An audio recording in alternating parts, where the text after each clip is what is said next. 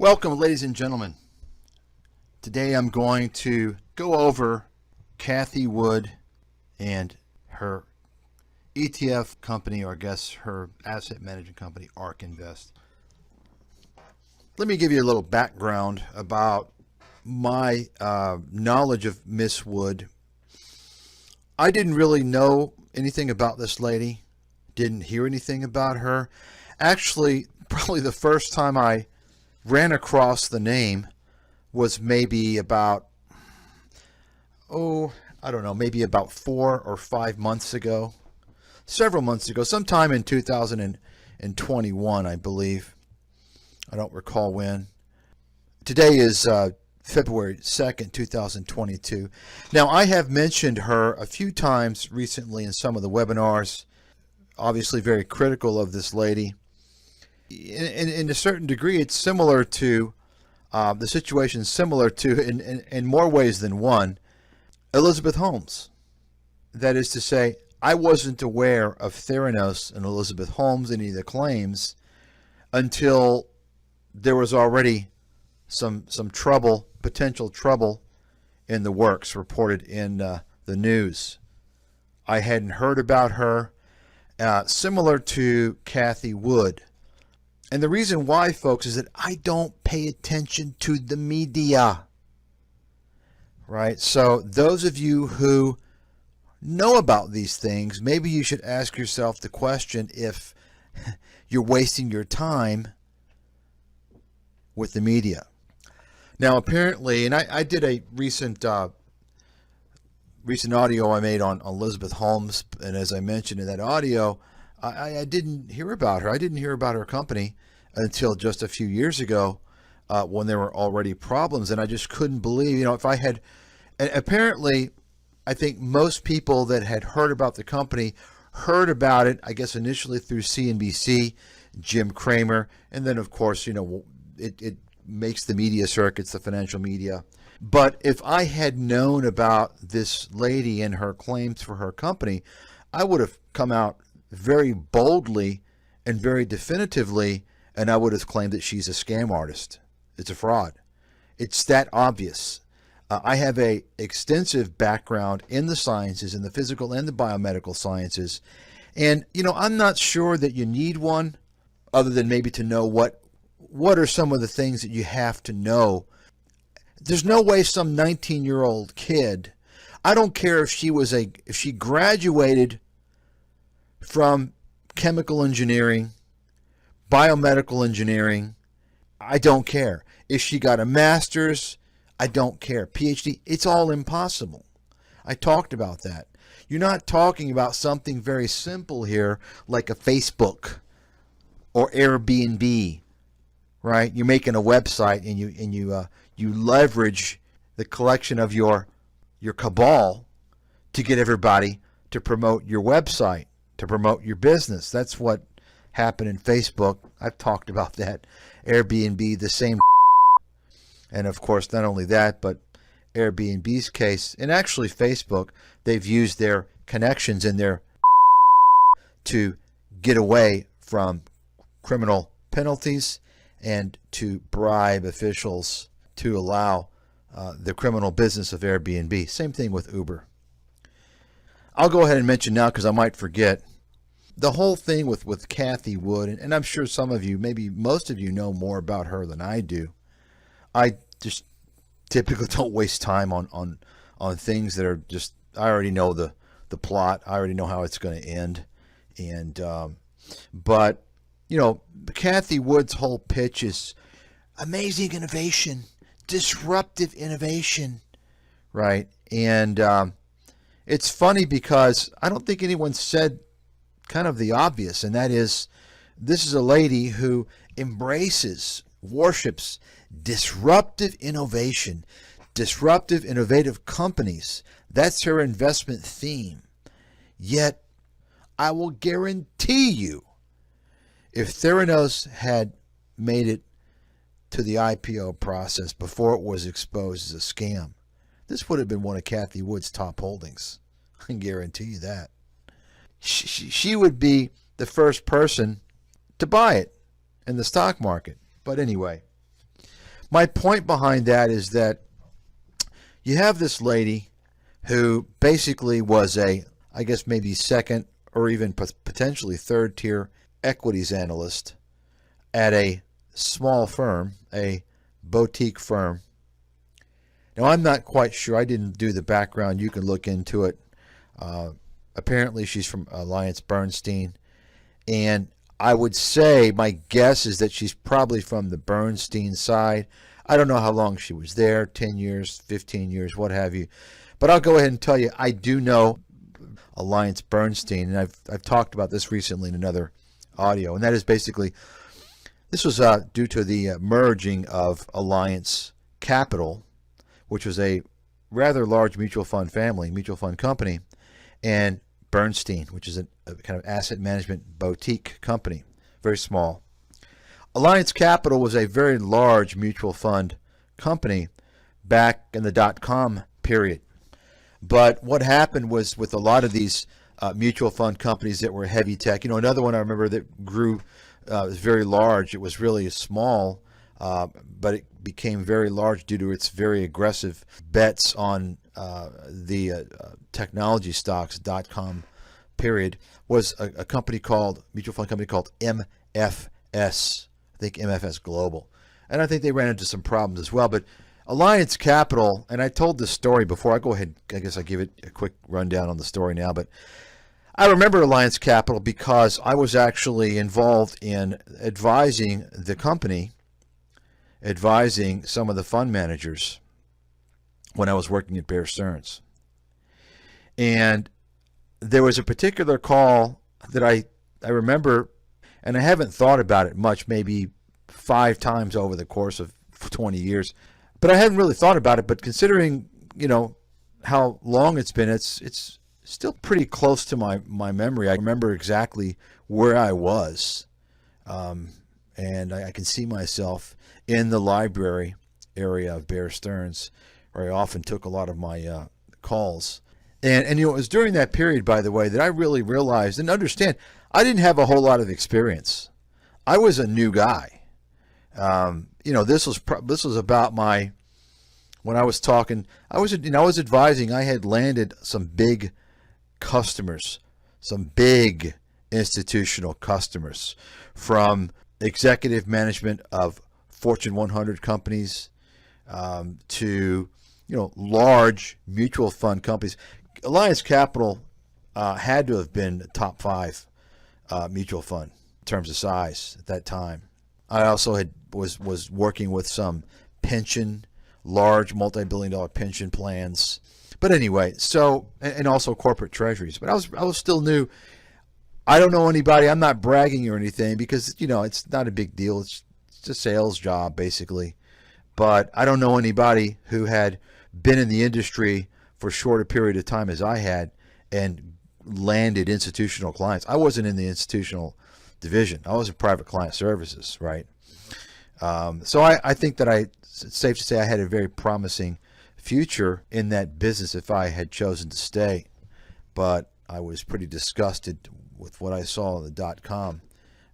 That's a whole nother story. And I got the hell out when discussed. I didn't want to be part of that criminal industry. And I didn't just leave that firm. I left the whole industry. Anyway, so had this call, it was a discussion with one of the fund managers, and it was during this period when I really came to understand that you've got kids in charge of billions of dollars of people's money, other people's money, through managing funds. And also, now of course there are many individuals involved, but you're talking about, say, one large mutual fund has got hundreds of positions. So obviously there are dozens of guys who can pull the trigger. I would have to say this fund probably had a large handful of traders that were pulling the trigger, making decisions. Then you have the portfolio managers, you've got risk management, you've got compliance, so on and so forth. But it was during this period in my discussions with these individuals, not only at Alliance, but also Union Planners is one of the pensions that I was dealing with. I believe that was in Tennessee. But I was kind of shocked to learn that you have largely clueless kids, in their late 20s, maybe early 30s, that don't have a fucking clue what's going on. Now, granted, this was a period, the dot-com bust.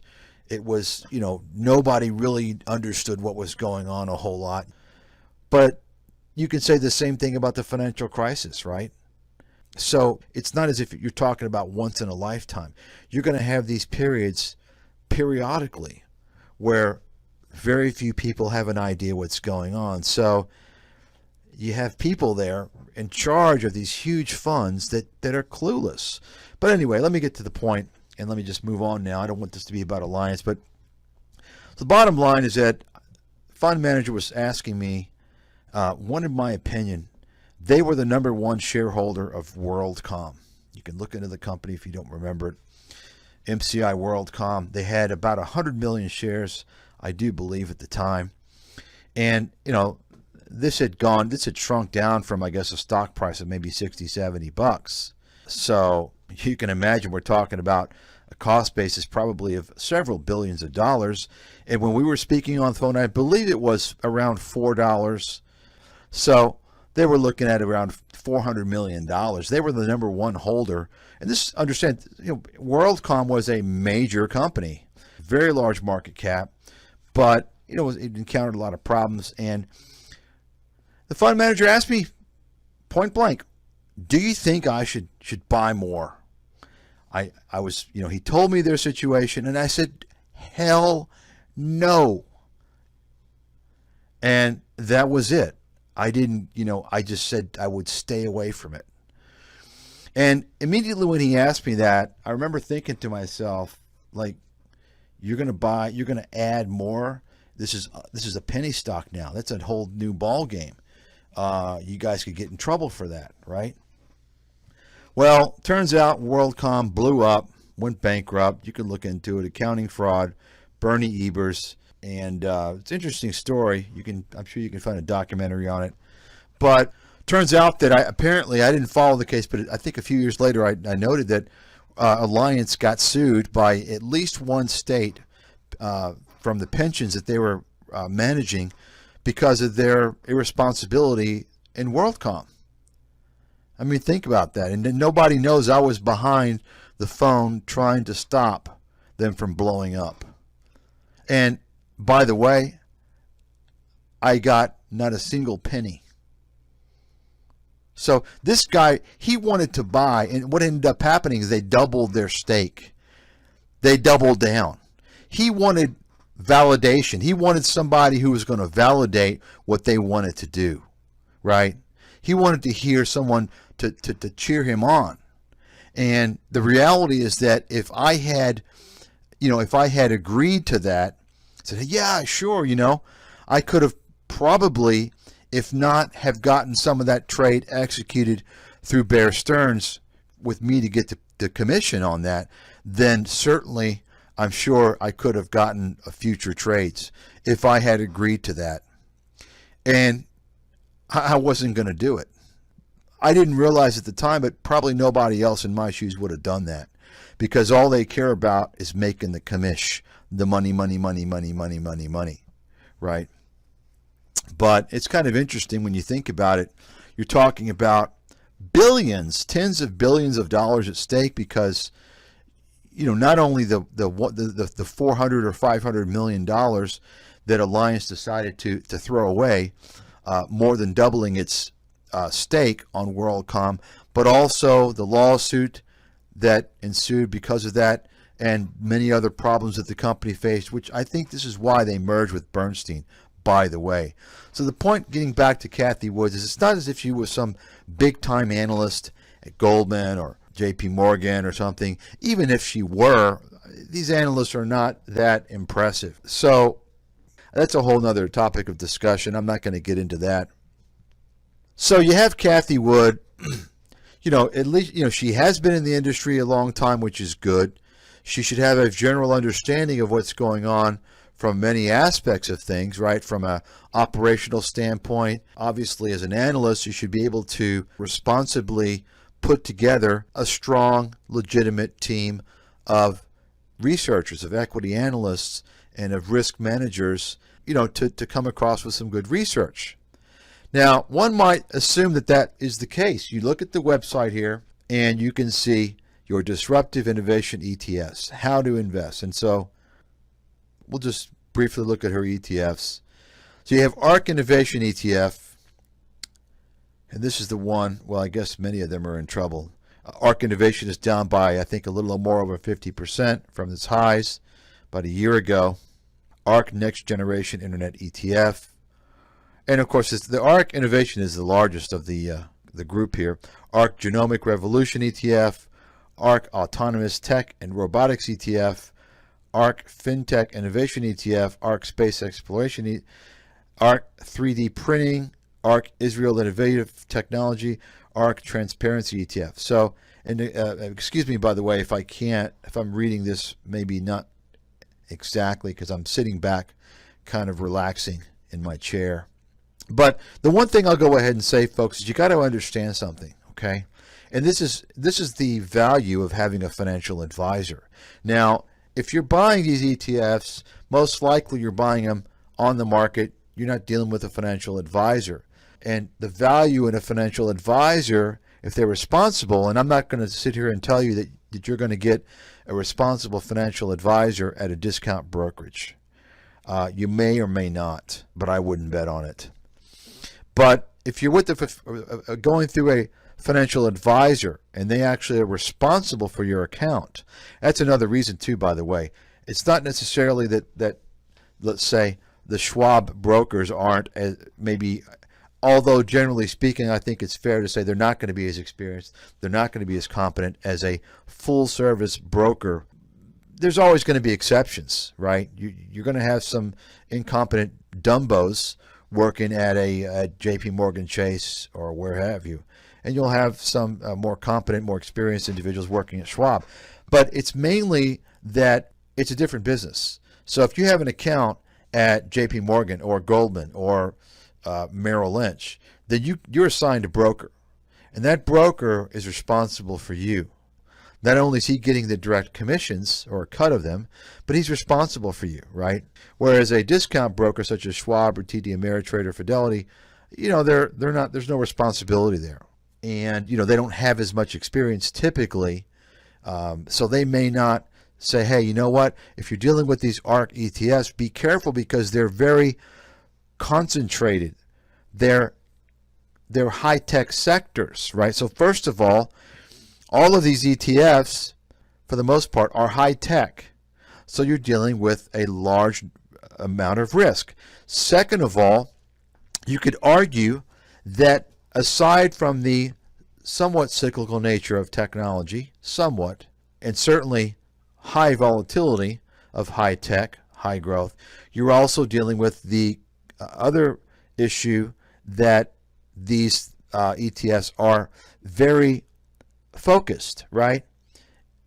Next generation internet ETF. So this is internet, genomics, and this is autonomous, robotics, right? So my point is that I think it's going to be a little bit risky to buy and hold. There's going to be certain periods, that are going to be better, certain periods are going to be riskier. So that's the first thing that you should note. The second thing is that if you look through these ETFs, you're going to see that most of the holdings, they're smaller market cap and they're newer companies, and many of them don't have earnings. So that's going to be very risky, okay? Very risky. Make it more volatile. This is some of the discussion that you should be getting if you are going through a financial advisor, okay, to help you understand the nature of the risk. So let's go ahead and take a look at the ARK Innovation so you can see. Okay, so it's down to 16 billion. So you can see, I'm not going to go over the performance because that's a whole nother topic of discussion that could take many hours discussing risk-adjusted performance. You could talk about many other things, but just briefly, you can see and I guess this is going to be, so since inception, I'm assuming this means this fund has been around for more than 5 years, let's say maybe 6 years or so. So it looks pretty good, right? But of course, timing can be very important. You can see if you got in a year ago, it's down, by 20, it looks like 23% from where I'm at. And, unfortunately, I think unless there are some radical changes made, I think it's going much lower. I mentioned this to several people last year when it was around $95. I said, I think it's going to 50 or lower. But so you can see the top holdings here: Tesla, Teladoc, Zoom, Roku, Coinbase, Exact Sciences, Unity Software, Spotify, Intellia Therapeutics, and Twilio. Tesla's been kind of like the one-hit wonder, and that has been, I'm not going to even get into Tesla. That's a whole other topic of discussion. This is more, I think, more than 50% of the portfolio, these 10 stocks. And so that's a little concerning. Now, the one thing I'll say about these ETFs and mutual funds, you'll notice that oftentimes you'll see companies that aren't necessarily that related. They can always make an argument that they are related. What they'll do, though, is they'll kind of window dress them.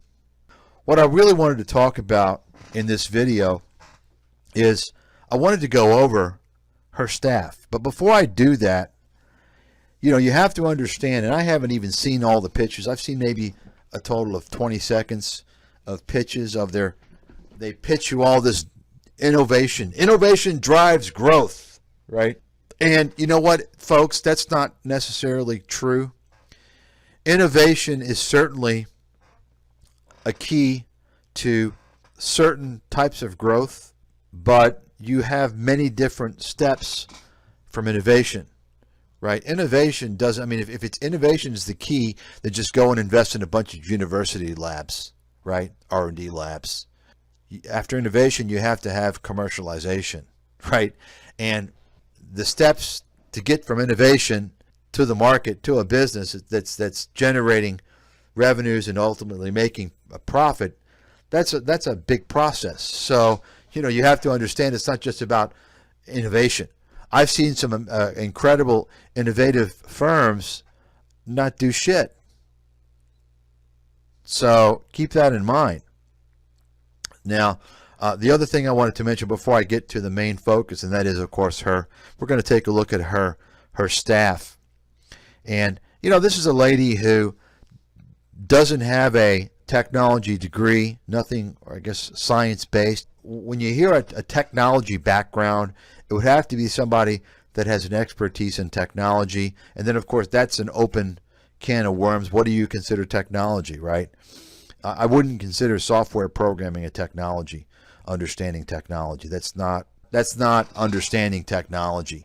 Certainly, if you have an expertise in IT, you understand some things about technology. But if you're looking at a lot of the things here with her investments, I would say most of it has to do with, on a core level, physical sciences, biological sciences.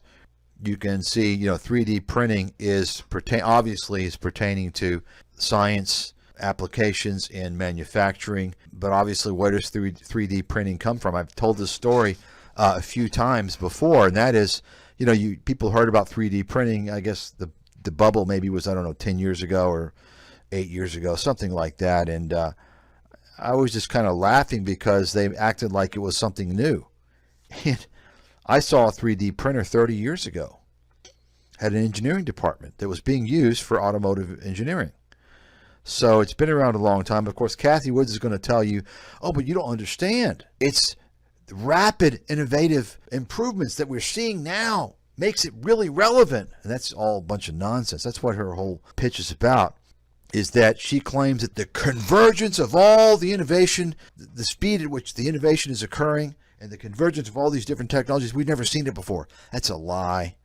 Who are you going to believe, folks? You're going to believe somebody who understands business, understands innovation, has a very comprehensive background in science, physical sciences, physics, chemistry, biophysics, biological systems, biological processes, material science, who are you going to listen to? You're going to listen to somebody with that background who's also a research investment analyst. Okay, he's been around probably close to about the same time as she has, who's not here selling you something. I'm not pitching a fund. Or you're going to listen to her. I mean, it's just shocking to me how she can talk about genomics, and her little kids that she's got working for her talk about genomics, or teledocs. Excuse me? You're listening to probably the first person who actually wrote a book introducing the layperson to telemedicine in 2009. Me. Prior to that, I was working in venture capital in telemedicine and healthcare IT. So who are you going to trust? Who's going to know more about this stuff? And I don't even pay attention to it. I know how it's all positioned in terms of telemedicine and healthcare IT. I'm not going to get into that now. But my point is that if I'm not pitching these stocks, then she is. She knows more than me. Well, you say, well, Mike, she's got a whole staff, right? A whole staff of analysts, right? And, people who don't know me, let me just go ahead and tell you, I don't waste time on stuff that is a no-brainer.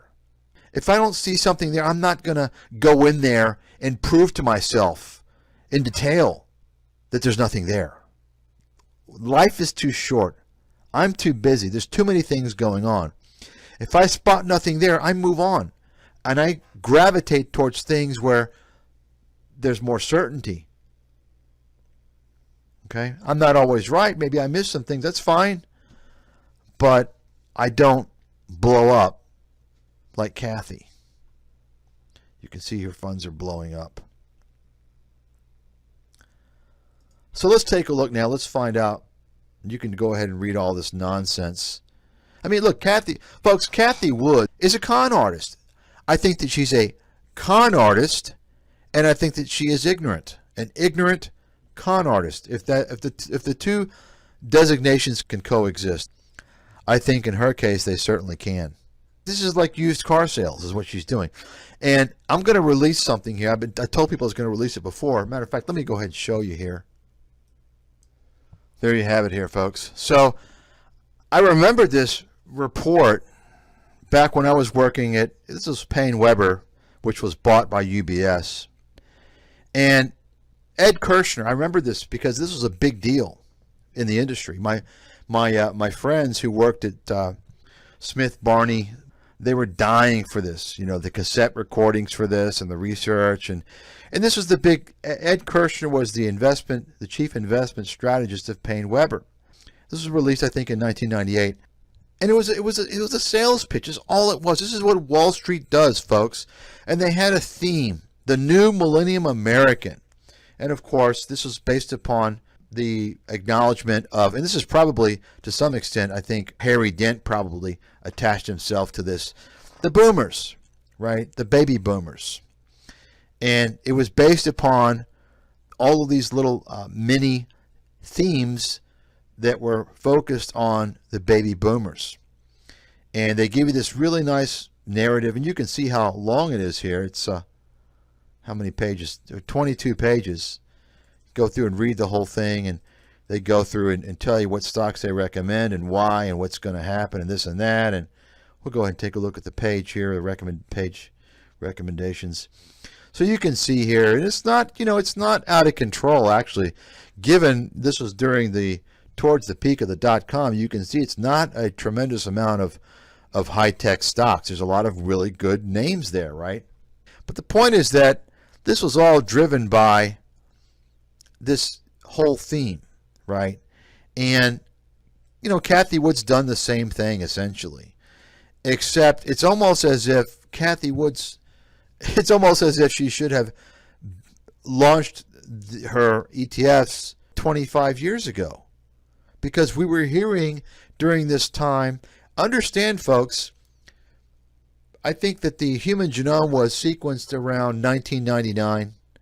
There's a lot of excitement in the air. And understand that, not only was I working on Wall Street, but also understand that I was involved in a lot of biotechnology private placement deals, private merchant banking deals. So I was doing that stuff.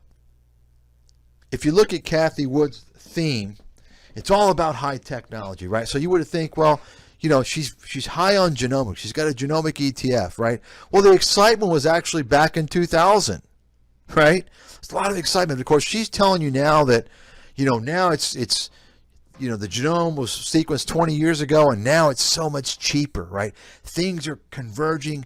There's a big explosion, a revolutionary explosion in innovation, and da-da-da-da. That's all bullshit. The claim that we are seeing this very rapid acceleration, or however she words it, of innovation is just not true.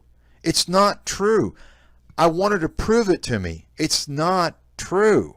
Okay? It's just not true. They were saying the same damn thing 20 and 25 years ago. Everything's different this time in terms of the internet, how it's changing business, and valuations don't matter, and all this other stuff. And I've been talking about this actually in the research for ever since September 2020, when Powell came out and basically said, okay, we're not even going to think about raising rates until the end of 2023. And once he said that, boy, we saw bubblicious behavior, wild speculative behavior, which was problematic. It was a problem at that period for sure. So anyway, let me get back now to Cathie Wood. So why innovation? 3 reasons why we believe ARK ETFs should be represented in a portfolio. Invest in the future. It's changing lives and businesses and creating opportunities. Capitalize on inefficiencies. We believe the opportunities resulting from disruptive innovation often are underestimated or misunderstood by traditional investment managers. Okay, so Cathie's telling you that her and her monkeys are the smartest guys in the room. That's what she's saying. Are you fucking kidding me? Really? Wow. How arrogant. How arrogant. The third reason why you need her ETFs in your portfolio: make the world a better place. You can do it. You can hug the trees and save the whales. Give me a fucking break. I mean, this is like she's a used car salesman. So here's the executives in addition to her. Bill Cox, Treasurer and CFO. Kellen Carter, Chief Compliance Officer. Chief Legal Officer, Secretary, and Tom Stout, President. Now, I think Tom Stout is also the Chief Operating Officer. In fact, I'm sure he is, because I have an image I saved of him. Let me show you the image here. Once I find how to get to these profiles, I'll get to all these profiles. So take a close look at Mr. Stout. He's the COO, and he looks like a little kid. Mommy, mama, mama. Right? I mean, I'm concerned. If he's the COO and I have my money at this firm, I'm fucking scared, okay? He's a fresh college grad. He graduated college not much more than a decade ago. He's what, 32, 33? And look at his experience. Actually, not even 10 years ago. Not even 10 years. So he was an intern for 2 months at Fidelity as a kid. Student broadcasting, play-by-play announcer. Well, I think maybe that's going to come in handy. You can do a play-by-play on Cathie Wood's performance on a daily basis as it collapses. Well, here we have coming in Tesla's now collapsing, and then we have Teladoc's also collapsing, and then Lansing Club. Okay, great. And then we get to his only work experience before joining Cathie Wood. He was an account executive. In other words, he was a sales guy at a radio station, at a weather station. What the folks? You got your fucking money with Cathie Wood's investment firm. I say you pull it the fuck out ASAP. And if you got it there, why in the hell didn't you research this to begin with? You've got a kid who's the chief operating officer. And his only experience, work experience prior to that is he worked at a weather station. I mean, you can't even make this shit up. Nobody would believe you. And in addition to that, there's not a single risk management professional on her staff. Nobody managing risk. All of the analysts they're inexperienced. They don't have any experience. They're similar to the Stout guy. It's shocking. Folks, we're talking about a disaster. You've got a bunch of naive kids who drink the Kool-Aid. I don't know what's going on. I mean, I do know what's going on. Cathie Wood is going to hire a bunch of competent, experienced analysts. She wants naive kids, kind of like the military, right? Fight for your country. Be a patriot, you know. Swallow the bullshit. She doesn't want intelligent, experienced analysts because they're going to say, Cathie, what the fuck is going on? What are you doing here? She wants naive kids that don't know their head from their ass. And they're going to accept everything and they're going to spout out all the bullshit that she feeds them.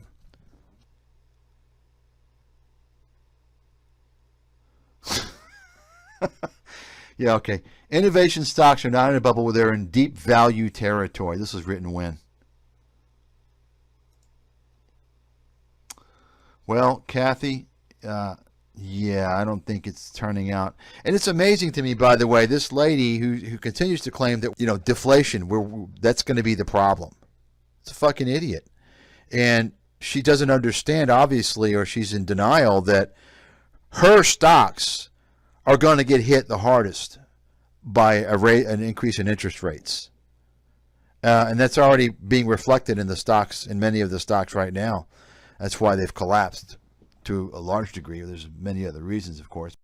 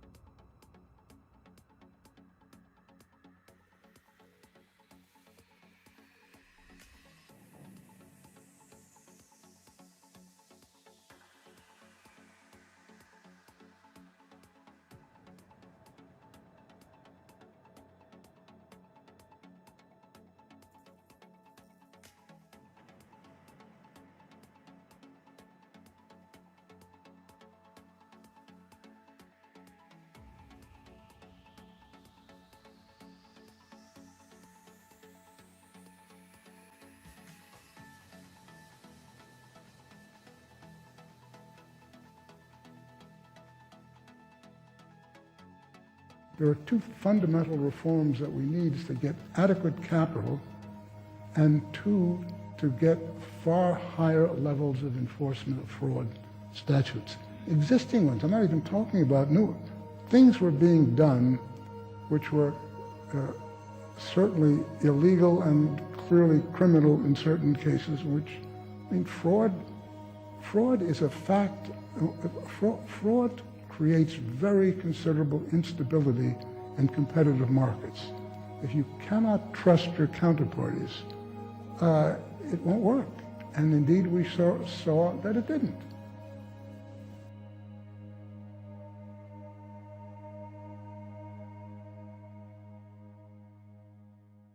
So things went very well, and then the economy collapses. And so all of a sudden people are saying, well, it was Alan Greenspan's fault because he should have anticipated this. Did you think that was fair? Nobody forecast the 2008 crisis. One of the things I put in the second book I wrote was how the IMF missed it, the Federal Reserve missed it. You go down a whole series of the major forecasting. Well, everybody got it wrong, let's say. You can't have a crisis of that nature that is not a surprise. Nobody forecast the 2008 crisis. One of the things I put in the second book I wrote was how the IMF missed it, the Federal Reserve missed it. You go down a whole series of the major forecasting. Well, everybody got it organizations. wrong, let's say. You can't have a crisis of that nature that is not a surprise. Nobody forecast the 2008 crisis. Nobody forecast the 2008 crisis. Nobody forecast the 2008 crisis. There are two fundamental reforms that we need to get adequate capital and two, to get far higher levels of enforcement of fraud statutes. Existing ones, I'm not even talking about new. Things were being done which were certainly illegal and clearly criminal in certain cases, which, I mean, fraud is a fact. Fraud creates very considerable instability in competitive markets. If you cannot trust your counterparties, it won't work. And indeed, we saw that it didn't.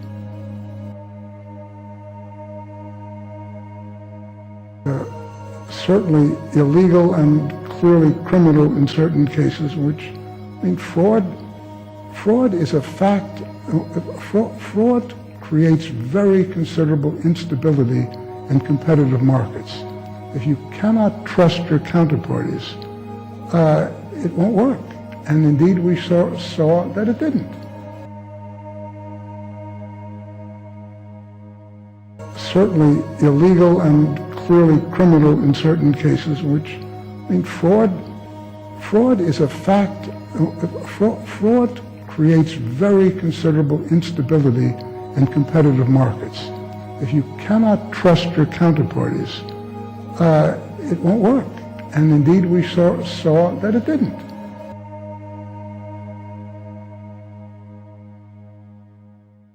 There are two fundamental reforms that we need to get adequate capital and two, to get far higher levels of enforcement of fraud statutes.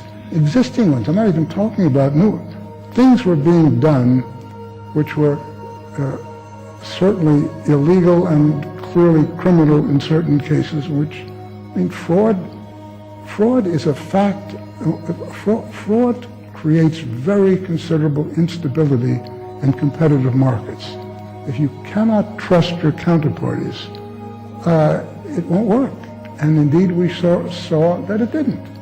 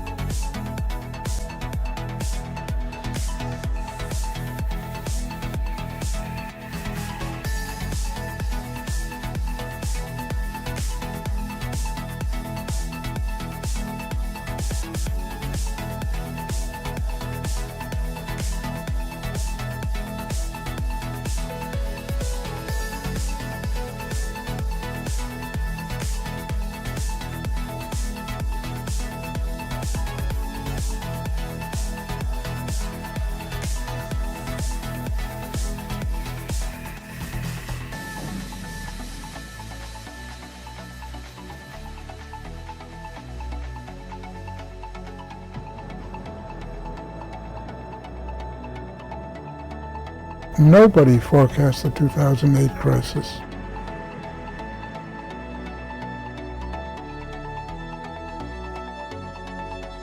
Things were being done which were certainly illegal and clearly criminal in certain cases, which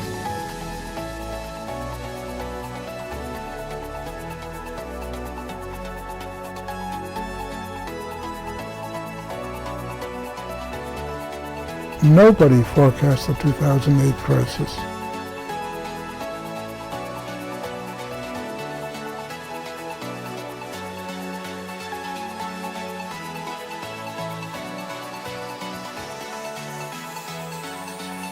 Nobody forecast the 2008 crisis. Nobody forecast the 2008 crisis.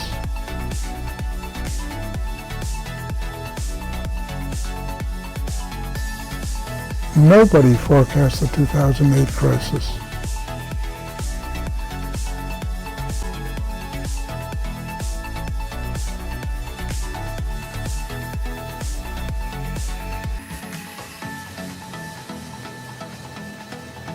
Nobody forecast the 2008 crisis.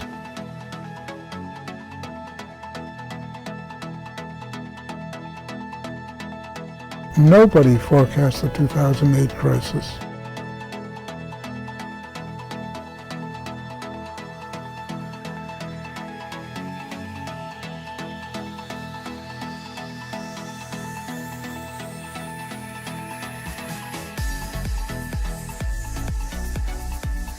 Nobody forecast the 2008 crisis.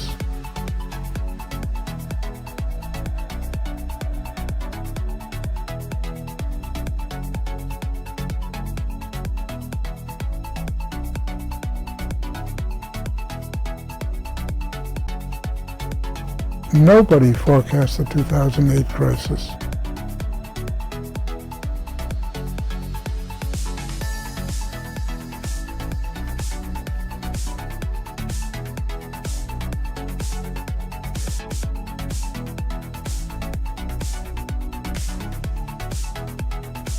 Nobody forecast the 2008 crisis.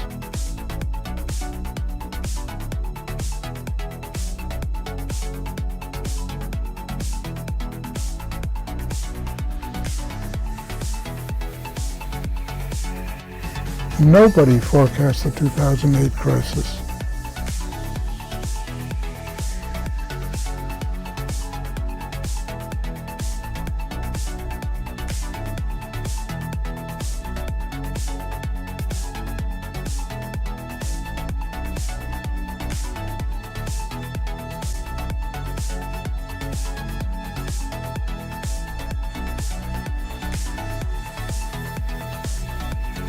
Nobody forecast the 2008 crisis.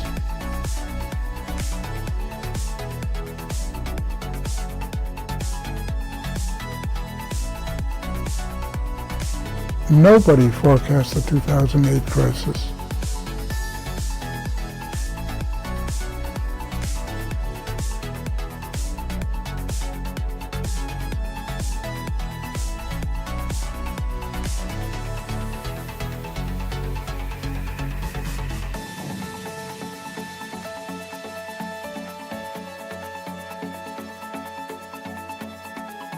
Nobody forecast the 2008 crisis.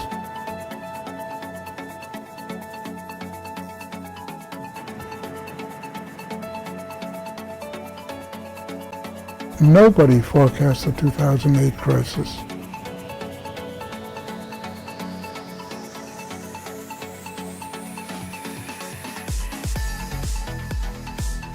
Nobody forecast the 2008 crisis. Nobody forecast the 2008 crisis. Nobody forecast the 2008 crisis. Nobody forecast the 2008 crisis. Nobody forecast the 2008 crisis.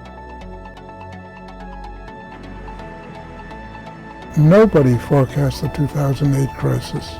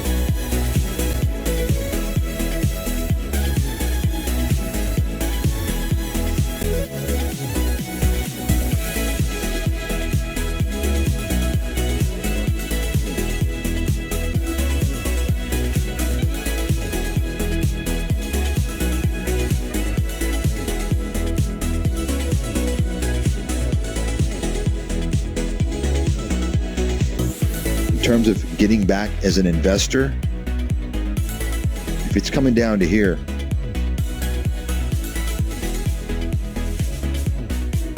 almost irrespective of what's going on, I have to believe, if I have to make a call in advance, and of course I can change depending on what happens, but I have to believe this is where you want to start doing that 18, 17, around there.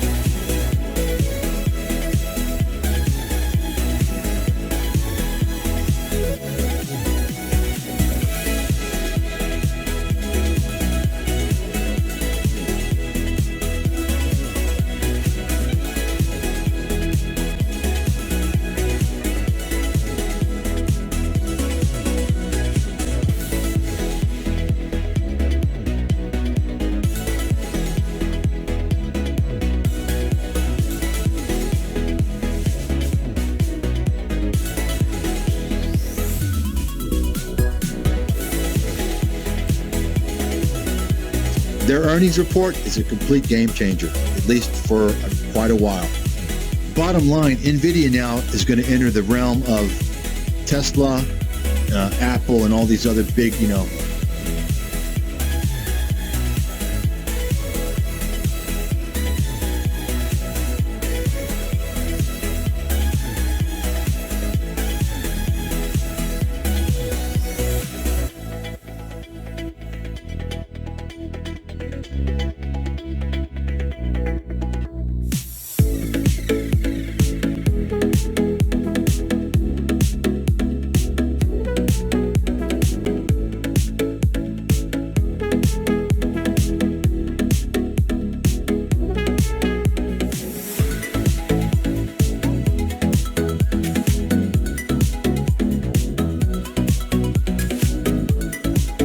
I mean, listen, NVIDIA can come down to 150, come down to $100.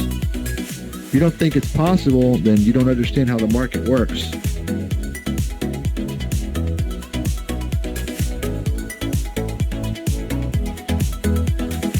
I mean, listen, NVIDIA can come down to 150, come down to $100. If you don't think it's possible, then you don't understand how the market works.